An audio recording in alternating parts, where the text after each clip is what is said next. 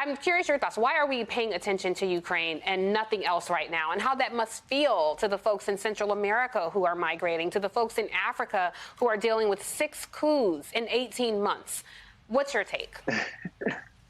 Well, here on the continent, I think that the sort of hypocrisy that one would feel coming out of the West is par for the course. I mean, in Nigeria and Cameroon, for instance, there are at least 2 million internally displaced people. There is a war, an all-out war in Cameroon with the English-speaking region. There's also massive conflict in Central African Republic. And yet, what we are seeing, there's also huge conflict with the military junta in Burkina Faso. And yet, what we're seeing is that there is wall-to-wall coverage of Western European nations and America with the Ukraine and Russia. But Russia has been wreaking havoc in the Central African Republic. They have been wreaking havoc in the last couple of months in Burkina Faso. And the former colonial powers are nowhere to be seen. There are Russian mercenaries called Wagner who are all over Africa and have enlarged their footprint.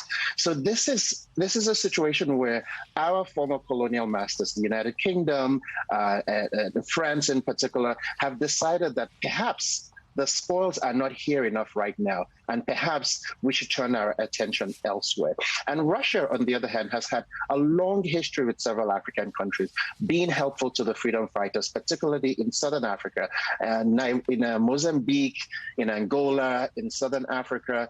When no one else was helping the liberation movement, Russia was there, which is why you saw in the United Nations recently, there were a whole bunch of African nations who just simply abstained from the vote, condemning what is essentially a terrible thing that's happening, and Russia's invasion of the Ukraine.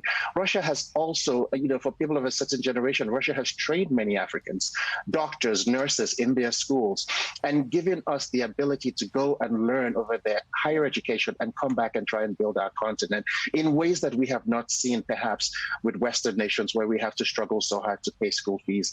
But at the same time, Africans are saying to themselves, this really isn't our problem. This is not our war, because we have a lot going on this continent, and no one is saying, how do we solve that problem here? And I just want to add that there were at least 12,000 Nigerian students in the Ukraine. And it was so difficult for African students to get out, because even then, in the midst of a war, there was priority on people who didn't look like them. And so many students were told, you can't get on the bus to the border. Eventually, a bunch of them were evacuated. But even in the midst of a war, there is still the idea that Africans are not even first place to be removed from a conflict situation that is not of their making. Yeah, you made a really good point. We talked to 2 of those students before you came on. I want to talk about, you brought up Wagner, and I think this is something really important, because there is a through line between what's happening in Ukraine and what's happening in Africa, and the common denominator is Putin.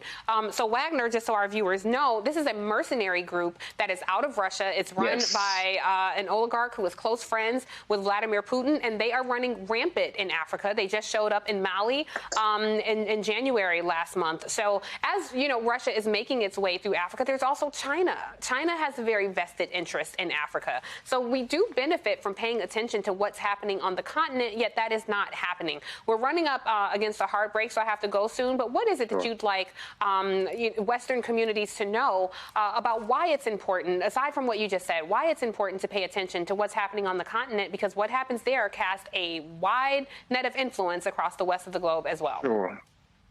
It's really sort of like this worldwide thing where you can demonize superpowers like Russia and China and say that they're terrible people. But the rest of the world, especially black and brown areas like Africa, China and Russia are doing things that no one else is. So it's really hard for people who live here, where I live, to turn around and say, well, these are just terrible people because America and the UK say so. Well, they're building bridges, they're building ports, they're like securing our presidents, they're doing all kinds of stuff, they're giving scholarships. And so one has to look at the battle for the soul of Africa, or really the battle for Africa's resources. It's what's at play here. We really don't believe that any of these people just think that we're wonderful, but they are here for resources. And as long as America and the West does not really think that we are equal partners, this opens the doors for countries to say, well, these are the people who want to dance with me at the moment.